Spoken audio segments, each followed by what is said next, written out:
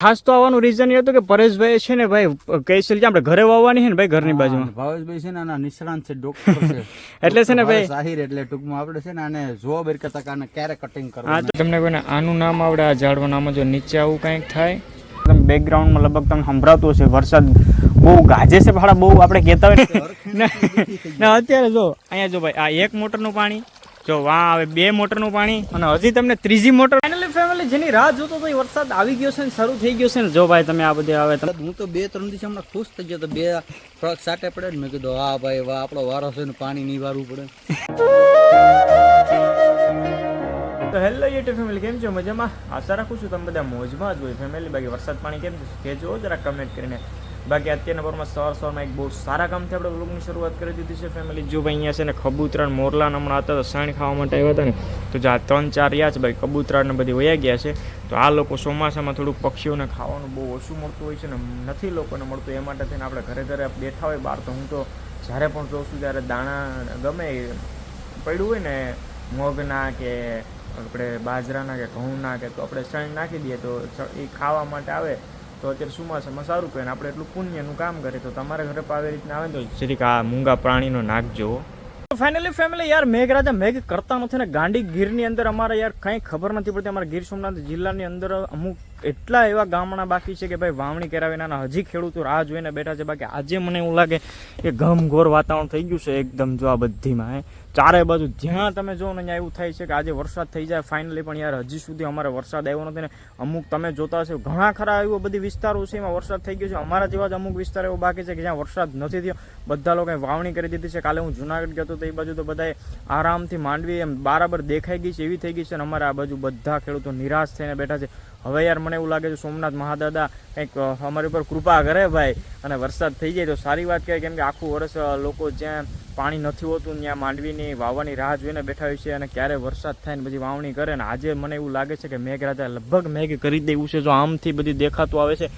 બાકી અમારે લીલી નાગેર તો લીલી નાગેર જ આ બધી લાગે ભાઈ. તમે જો કે અમારે વરસાદ થાય કે ના થાય પણ અમારી લીલી નાગેર તો લીલી નાગેર જ રે. આપણે ભાઈ હવે લઈ લીધું છે વાવણીઓ ને આપણે હવે જવું પડશે ખેતરની અંદર નાળીનો રોપ બનાવવો તો તમને બધાને ખ્યાલ છે. તો ભરતભાઈ આવી ગયા છે તો હું પેલા ફટાફટ નાળીના રોપનું કામ પૂરું કર્યું. કેમ કે વરસાદ આવી જાય પછી કામ પણ પૂરું ન થાય ને એ માટે ફેમિલી તમારા બધાને કેવો વરસાદ છે કે નહીં આવ્યો કે નહીં જે કમેન્ટ કરીને કહી દેજો. અત્યારે હું પહોંચી ગયો છું પરેશભાઈની વાડી અને હું અહીં આવ્યો ને ભાઈ મેં તમને સવારે જ કીધું ને કે ભાઈ અમારે જરાય વરસાદ જેવું નથી અને અમારા પરેશભાઈ જો ધંધે લાગી ગયા છે ભાઈ. શું હાલે ભાઈ આ બધી તમારે? શું કરું વરસાદ હું તો 2-3 દિવસ હમણાં ખુશ થઈ ગયો તો 2 ટ્રક સાટે પડે ને મેં કીધું હા ભાઈ વાહ આપણો વારો છે ને પાણી નહીં વારવું પડે. અત્યારે જો અહીંયા જો ભાઈ આ 1 મોટરનું પાણી જો વાં આવે 2 મોટરનું પાણી અને હજી તમને ત્રીજી મોટરનું પણ પાણી પણ બતાવું જો અહીંયાથી તમને વિશ્વાસ પેલા આવી જાય બરાબર. જો અહીંયા જો આ જો 3 મોટરનું મારા ભાઈ પરેશભાઈ અત્યારે પાણી વારે છે ફેમિલી. કોઈ અમારે પુગાતું નથી વિચાર કરો. જોકે ગામમાં તો જ્યાં અમારે પાણી પીવા માટે નથી મળતું ને આ અમારા મોટા ભાઈ 3 મોટરનું તો પાણી વારે ભાઈ. એટલું બધી આ તમારે બોર ને વાયર ને બધી ક્યાંથી ભેગું કર્યું? કાળો પાડોમાંથી વાવરીમાં સુખી માણસ એક જ છે, 2 બોર ની હાલે ને 1 વાયુ ની હાલે. તો અત્યારે હકીકતમાં ભાઈ કોઈ પાણીની એટલી ઓલી પ્રોબ્લેમ છે ને કે વાત છતાં પણ અમારે નારડી સુકાઈ જાય ને એ માટે તને પાણી પાવું પડે. આ બોરનું પાણી છે ને એકલું હાલે ને તો નારડીમાં ઉકળે ને કારણ 6 ઇંચનો પારો હોય એટલે ભાઈ બાજુમાંથી ગોવિંદભાઈ નું લઈ લીધું. ગઈ કે વખાણી ની ગઈ જો ભાઈ બંધ થઈ ગઈ.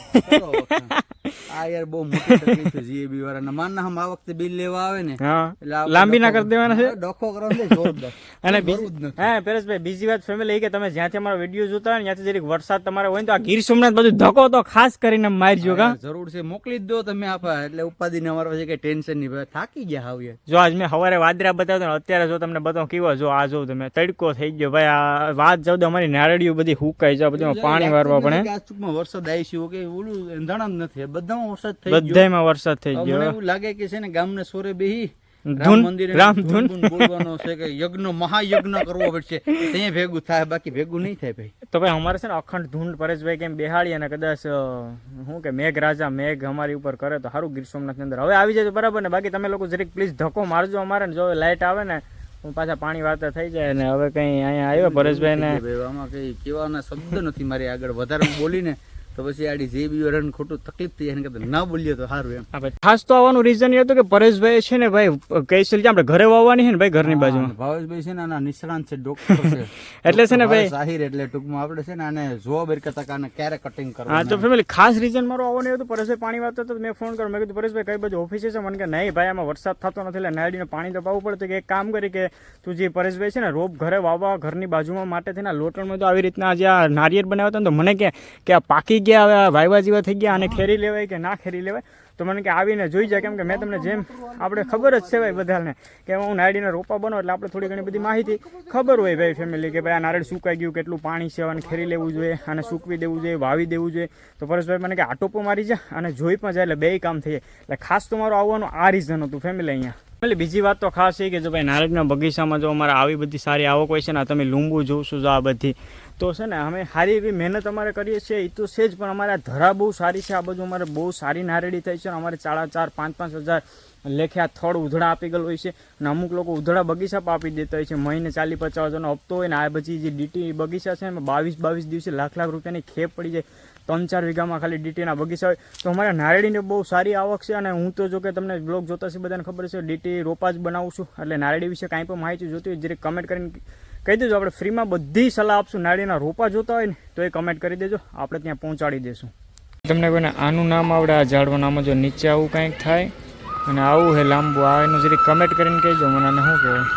આપણે જવાર સવારના જઈને આઈસાઈ હતા ને ભાઈ હવે એવું લાગે છે કે હવે આવી જાય, કેમ કે હું અત્યારે આવ્યો છું મારી અગાસીની ઉપર ને એની ઉપર પાછો સડ્યો છું. જો અહીંયાથી અહીંયા પાછો પતરાવાળો જે રૂમ હોય છે ને એની ઉપર સડ્યો છે. અને આજે લગભગ 12 વાગ્યાનો હું તો જો અત્યારે તમે બેકગ્રાઉન્ડમાં લગભગ તમને સંભળાતું હશે વરસાદ બહુ ગાજે છે. ભાડા બહુ આપણે કહેતા હોય ને કે ગાજે આવે ના એવું લોકો કહેતા હોય, પણ આપણે ખબર નહીં આજે આવે કે નહીં. બાકી જો ભાઈ તમને બતાવું તો જો આ બાજુ છે ને ભાઈ સોમનાથ મહાદેવનું મંદિર છે, આ બાજુ અમારે દરિયો છે આદરીનો, આ બાજુ જુનાગઢ આવેલું છે અને આ બાજુ છે ને ગીર વિસ્તાર સાસણ ને જે કહે ને એ બાજુ આ વિસ્તાર આવેલો છે.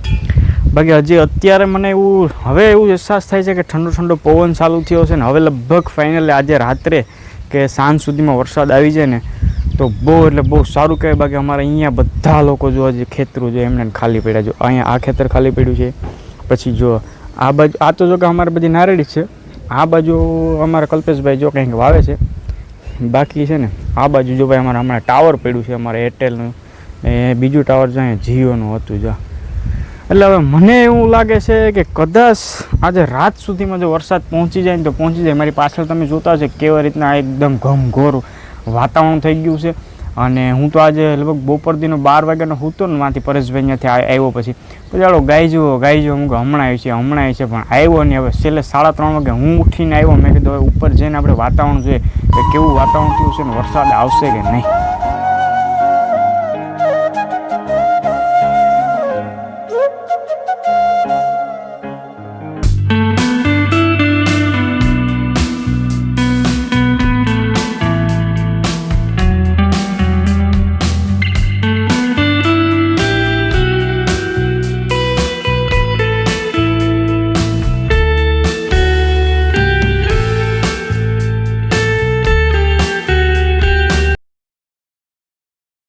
ફેમિલી જેની રાહ જોતો તો એ વરસાદ આવી ગયો છે ને શરૂ થઈ ગયો છે ને. જો ભાઈ તમે આ બધી હવે તમને આમાં જરાક દેખાતું હશે કદાચ જો નીચે તમને બતાવું છું આ બધી પલળવા માંડ્યું લાદી ને બધું જો ને આમથી જો ભાઈ આ ઘમઘોર વાતાવરણ જેવું થઈ ગયું છે.